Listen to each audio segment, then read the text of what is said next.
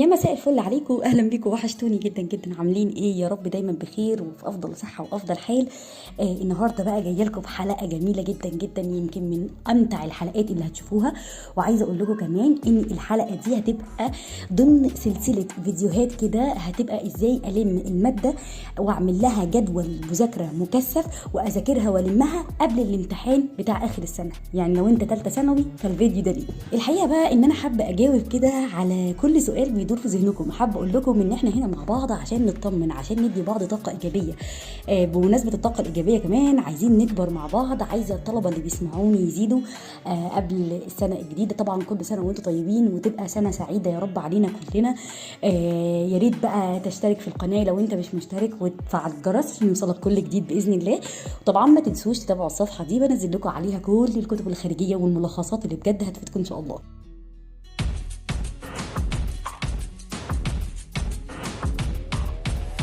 النهارده هتكلم عن ازاي اقدر الم الفيزياء قبل امتحان اخر السنه. غالبا كده قبل امتحان الفيزياء بيبقى فيه حوالي اسبوع تذاكر وتلم فيه الماده، فعشان كده تعالوا مع بعض نحط خطه وجدول مكثف كده شويه نستغل فيه الاسبوع اللي قبل امتحان الفيزياء. وكمان هقول لك ازاي تستغل كل دقيقه في الاسبوع ده. اول حاجه انا بنزل لكم الفيديوهات اللي زي دي دلوقتي ليه؟ عشان تقدروا من دلوقتي تظبطوا الماده. وكمان هقول لكم شويه حاجات كده تعملوها من دلوقتي هتريحكم جدا جدا ايام المراجعه. وكمان الحاجات اللي انا هقولها لك دي هي اللي تميزك عن صحابك. هل انا هذاكر في الاسبوع كله فيزياء؟ الحقيقه انه لا. انا هشوف ايه الماده اللي قدامها مثلا يوم واحد او يومين مثلا، حاسس مثلا ان انا مش هقدر او مش هلحق اذاكرها الماده دي في اليوم ده. مثال مثلا، طيب انا لقيت مثلا الجيولوجيا قدامها يوم واحد بس، وعندي الفيزياء سايبين لي حوالي اسبوع. انا بديك مثال. يبقى همسك ماده الجيولوجيا واشوف اكتر فصل فيها انا متعقد منه، او مثلا صعب عليا، او مثلا انا ما فتحتوش خالص، تمام، وابدا ان انا اذاكره. طيب انا قدرت اذاكر كويس الفصل بتاع الجيولوجيا ده اللي هو صعب عليا، يبقى انا امسك بقى الاربع ايام اذاكر فيهم الفيزياء كويس جدا. طب في ناس هتقول لي انا الجيولوجيا تمام فيها وحاسس ان انا هتزنق اكتر في الانجليزي، يبقى انت هتذاكر يومين انجليزي وبرده هيبقى باقي الايام فيزياء. المهم ان حضرتك تختار ايه الجزء اللي واقع منك او اللي انت ضعيف فيه في الانجليزي او في اي ماده انت بتساب لك فيها يوم واحد. تمام، دي تركه مهمه جدا جدا هتفيدك قوي وانت بتذاكر، وهتديك طاقه وامل انه لا الحمد لله حتى لو انا قدامي يوم واحد فالدنيا تمام معايا.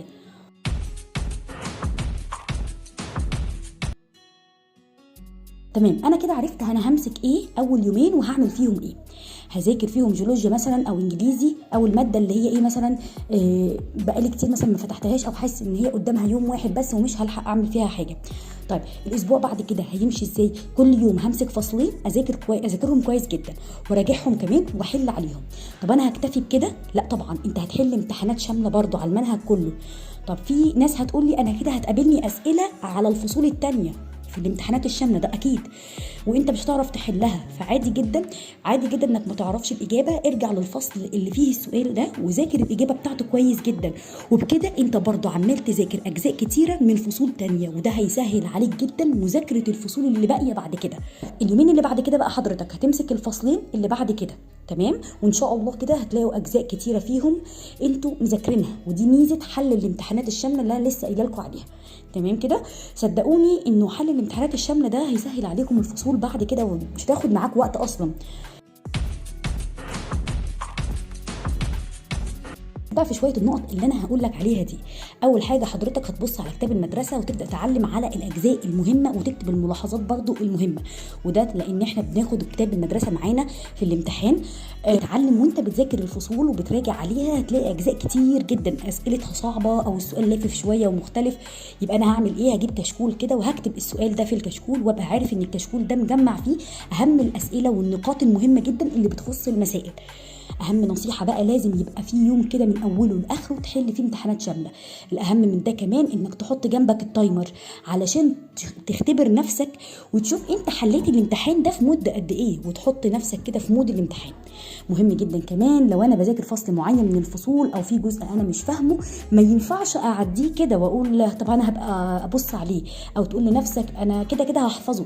لا، بص ادخل على اليوتيوب، شوف المدرس مثلا اللي انت بتتابعه وشرحه بالنسبه لك كويس جدا، وابدا افهم تفهم منه الجزئيه دي، ما تسيبش جزء انت صعب عليك او انت مش فاهمه. طالما هتقول لي انا ما بعرفش اذاكر كده من قبل ما اسمع مدرس يشرح لي او يراجع معايا مراجعه سريعه على الفصل اللي هذاكره، فلو انت من النوع ده من الطلبه فهو عادي جدا، ادخل اكتب على اليوتيوب مثلا مراجعه الفصل الاول فيزياء او ايا كان، وبعد ما تسمع المراجعه اللي انت عايزها روح بسرعه لم الفصل كده وحل عليه. الطريقه دي برضو حلوه جدا، هتنشط المعلومات في مخك.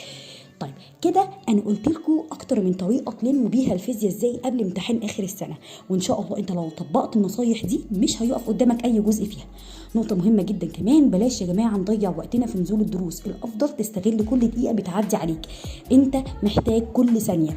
مش معنى انك في ايام مراجعات يبقى ما تاخدش بريك، حاول تاخد بريك وتفصل شويه حوالي كده 5 دقائق، الموضوع ده هيفرق معاك قوي. نقطه مهمه كمان، عود نفسك في اليوم اللي هترجع فيه من الامتحان ان انت تنام كويس وترتاح، لان انت لازم تعرف تركز في اللي جاي. نصيحه كمان باكد عليها بعد اذنكم في كل حلقه، يا ريت بلاش الاقي طلبه لسه بتفتح المنهج ايام المراجعه، يعني يبقى الامتحان فاضله يومين 3 او اسبوع وبيقول لي انا لسه هفتح المنهج. يا ريت ما تزنقش نفسك وتذاكر كويس جدا جدا من دلوقتي عشان ترتاح قبل الامتحان. وكمان عايزه اقول لك اعمل اللي عليك وتوكل كده على ربنا، واعرف ان ربنا ما يضيعش تعب حد. انا معاكم وجايه عشان اطمنكم، واعرف ان تفكيرك في الامتحان هل هيجي صعب ولا سهل ده مش هيريحك وبرضه هيزود توترك. اخر حاجه بس عايزه اختم بيها حلقه النهارده، ابعدوا خالص يا جماعه معلش عن جو التجمعات بتاعه الصحاب في ايام الامتحانات والمراجعات. يعني ببساطه انا دايما بشوف ان ده تضييع وقت، وكمان هتلاقي ناس كتير منهم بيحبطوك وبيوتروك. ولو انت دايما بتواجه مشكله في مذاكره الفيزياء ارجعوا للفيديو ده، حرفيا هتلاقوا فيه طريقه ممتعه جدا لمذاكره الفيزياء وافضل المدرسين الاونلاين اللي بيشرحوها، وكمان ملخصات ومراجعات حلوه جدا.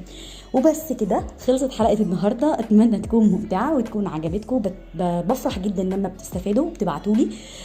اكتبوا لي في الكومنتات هل النوع ده من الحلقات بيعجبكم، ونكمل سلسله الحلقات بتاعت لم المواد دي، واستنوني بقى في سلسله حلقات تانية كتير، وان شاء الله هنظبط الدنيا مع بعض وهنستغل كل دقيقه بتعدي علينا. شكرا جدا جدا، كانت معاكم آية أشرف من سلسله فيديوهات فيد واستفيد. استنوني، سلام.